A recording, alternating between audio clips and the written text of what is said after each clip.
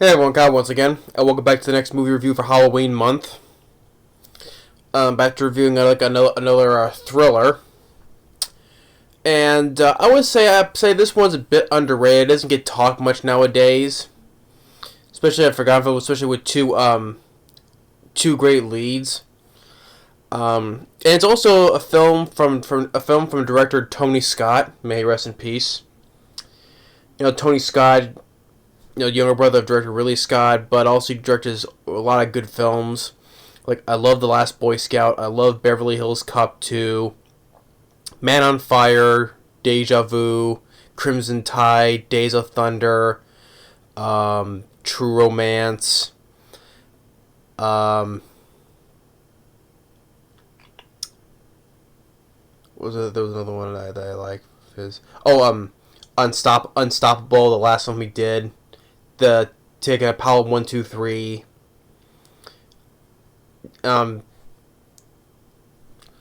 Tony Scott, rest in peace. It's a great shame.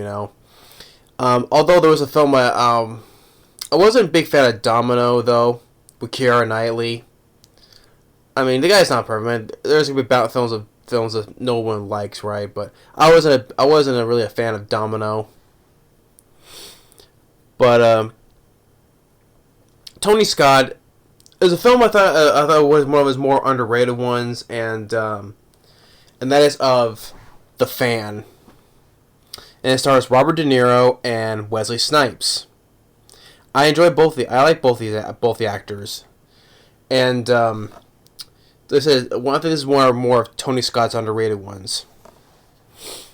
And when the film came out, it was a big box office bomb. It made only $18 million on a budget of $55 million, which for some reason why this film cost $55 million, I didn't really see that. So I don't know why I didn't really see why this film cost $55 million, but it did apparently. But and it has a 37% Rotten Tomatoes. It's a 5.9 IMDb, which I think is way too low for both ratings, because I think Robert De Niro does a really great job as the character named Gil Renard.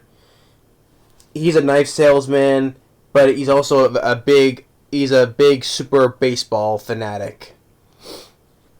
He's literally obsessed with the sport of baseball, and especially he's obsessed with the player who just got transferred to the San Francisco Giants, Bobby Rayburn, played by Wesley Snipes. Because he used to play for another team, for the Braves, and he got transferred over to the Giants.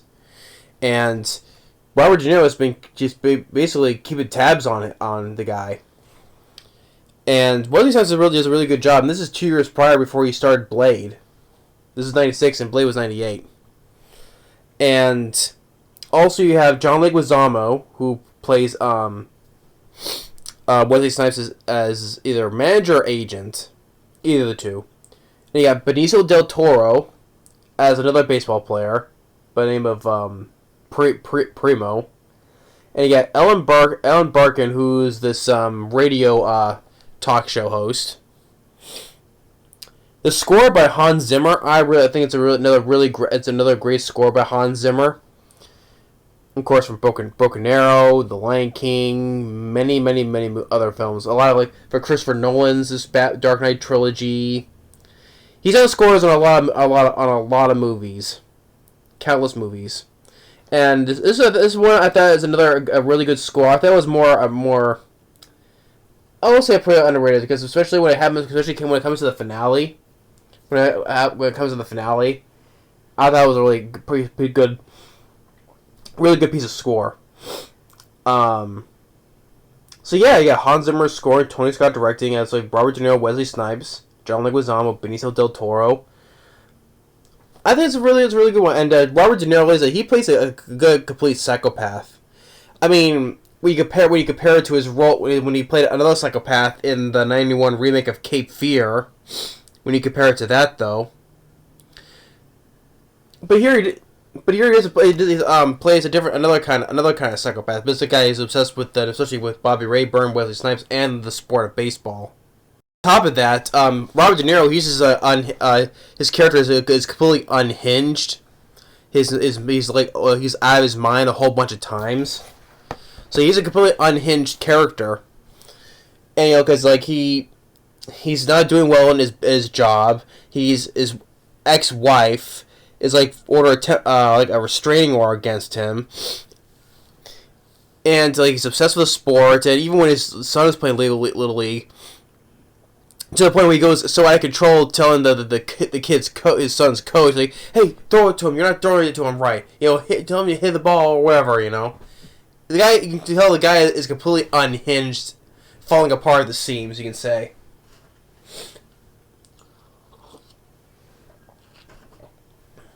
And Robert De Niro does a good job playing another crazy person.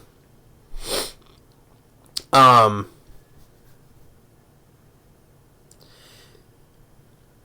with Wesley Snipes now pops up. He gets signed to the San Francisco Giants, and his lucky number is like number 11, but it gets put onto the wrong jersey. Like Primo Benicio del Toro, he's put number 11, and you get a little bit of rivalry between the two of them. Like, but when Bobby Rayburn, Wesley Snipes, he has a decent game, but then afterwards he started getting into a bit of a slump, and Benicio del Toro has been like being a better player than he is, and like the crowd is now starting to like favor Benicio del Toro over Wesley Snipes. Like they're booing him, except for Robert De Niro. He's the only one who's cheering him on, but at the same time he's doing horrible at his job, and like it was a point where he's trying to sell his knives, and one guy a guy who's talking about kayaks is like, "What are you talking about that? What are you talking about? I'm selling knives here. Who take kayak and stick it up your ass?" It shows, like I said, it shows how crazy this guy is now. And at one point he tries to take his son to the baseball game, but he has to deal with his job at the same time, so he's going back and forth, but he fails at that because his ex took this kid away from him.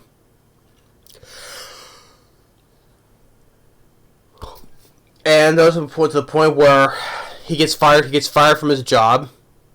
And when the point where he's getting fired, you can see that unhinged look on his face. That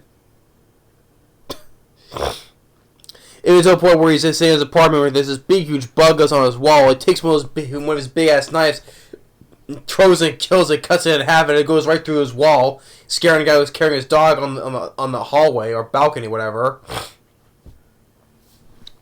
I said the guy's crazy, and it's like Robert De Niro does a really good job. And you have a song where he does it. You have that song "Closer" by 9 Inch Nails playing. You can't live it, And of course you have this little lyrics like, "I want to fuck you like an animal." I mean, this song will be later used in the shitty remake of the Hitcher remake from 2007, where that song was playing during the car chase where the Hitcher, Sean Bean, was killing all the cops on the highway. Like, that song was playing. I'm like, that is so out of... I ranted on that, and that song was the absolute wrong choice to play during that car chase scene. It did not fit that at all. It was a wrong, horrible choice to put it in a shitty remake of the Hitcher. But here, I mean, I like that song. I like the song, but it's just I mean, you use it a lot of times. One time is fine though, but when you use it a couple more times the same song, it does kind of get a little overbearing when you hear it again and again. I mean, hearing it one time, that's fine, but hearing it again and again, like here another time when De Niro attacks Benicio del Toro in the shower, then you hear it again when Robert De Niro is at Wesley Snipes' place and he's changing into it, like puts on one of Bobby's jerseys, and you hear that song playing again. I'm like, or you hear it again when he's chasing after Wesley Snipes' kid. So I'm like, okay, it's now getting overbearing now because you're playing the same song over again. But I mean, one time is fine, like I said, but you didn't keep repeating the same song again. And so Wesley Snipes is in this slump, and because the whole thing with going on with Benicio del Toro, and Robert De Niro is getting upset about it, and until the point where he goes and pays Benicio del Toro a visit in the shower, and then he gets into a scuffle with him, and then he gets a knife and stabs in the leg, especially one of his arteries, where he just sits there and watches him bleed to death. He bleeds to death, he just falls over, drops dead, and then which you find out later, he takes that, because Benicio del Toro has that number 11, like a bit on his shoulder, and you find out later that when, at Wesley Snipes' place, when he opens his freezer, Robert De Niro cut that piece of skin off him with the number 11 on Benicio del Toro and just puts it in Wesley Snipes' freezer. It shows how crazy this guy, Robert De Niro, is now.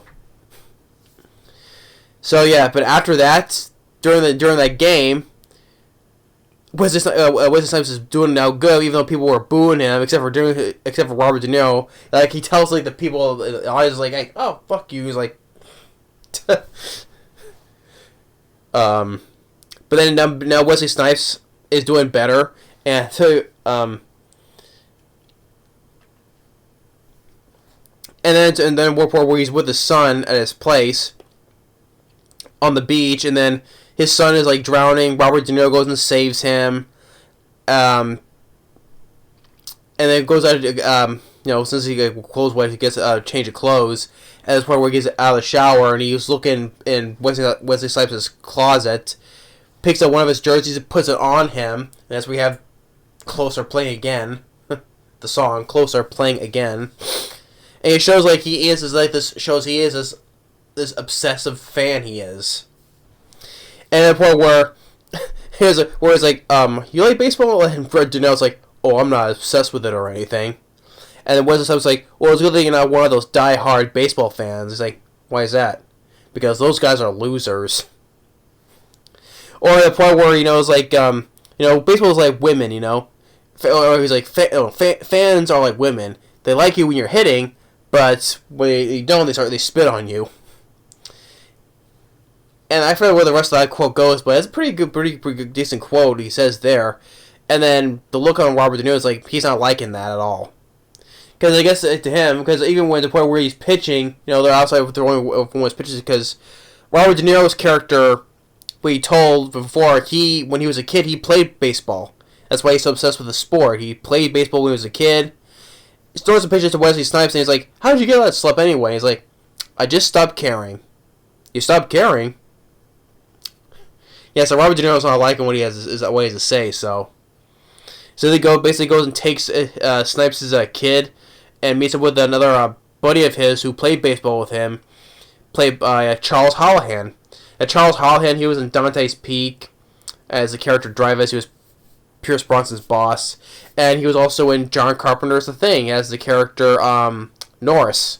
When he was on the operating table, when the dog was using the defibrillator, and his Charles Hallen's chest opens up, becomes like a mouth, or later when his head comes out, becomes like a spider. Yeah, that's Charles Hallahan. He was in John Carpenter's The Thing as the character Norris.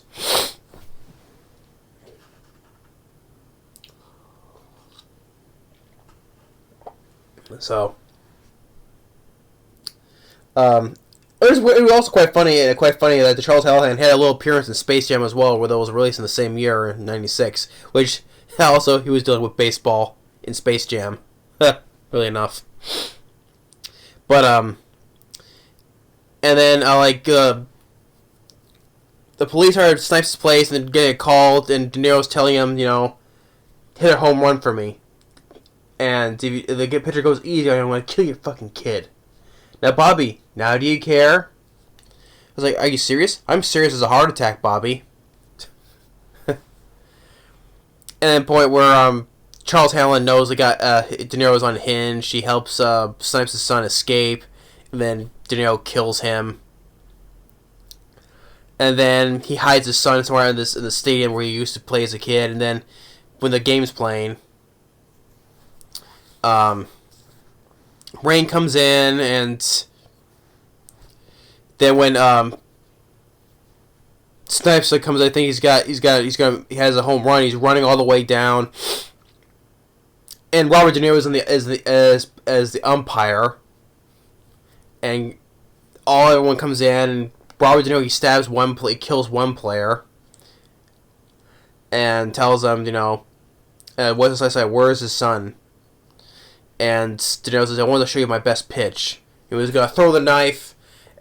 And you get this good score once again, this finale, this good score by Hans Zimmer. Yeah, that's where you have this scene playing right here, the finale, in the rain. Which I like that, where everyone's watching and it's in the rain. And De Niro's like, before he throws his knife, he's like, Bobby, now do you care? Just a little bit. And so we have Hans Zimmer's score playing. And when he's throwing it, the cops shoot him. And then he dies. And they find out that where his son was taken. And it literally has like all this. De Niro has all these baseball stuff, like hats, bobbleheads, newspaper clippings of Wesley Snipes. And it ends on a framed photo of a newspaper clipping of De Niro's character when he was a kid. He in Little League when he won the championship. And they had that song playing during the credits. They had that song, what was called "Letting Go," which that was a pretty good song too, as well. By who did the song for that song? That was played at the end.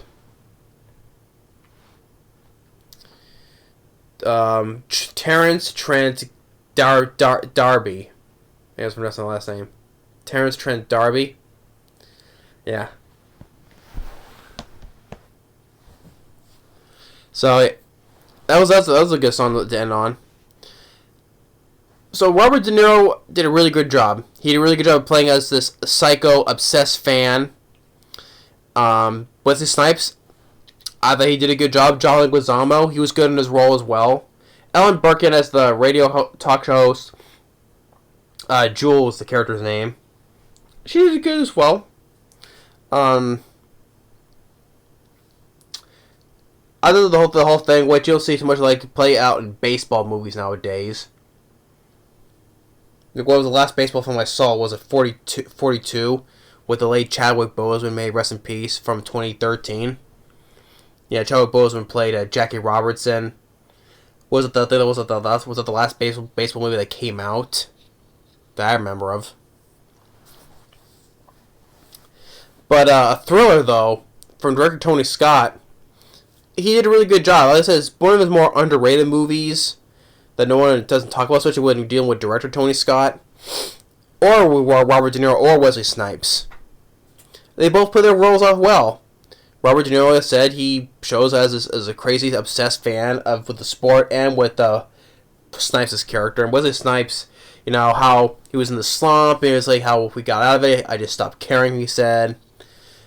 And saying these diehard fans are losers, and it's just like, oh, he's like that, and when he has his son in danger, he kind of starts changing himself.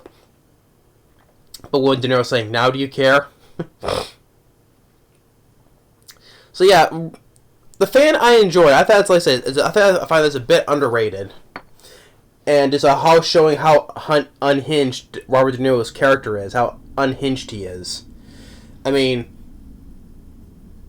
from his facial expressions or the things that he's saying, you can tell this guy is unhinged. And I thought it was a good thriller from Tony Scott, especially when it's dealing with baseball, which you don't see.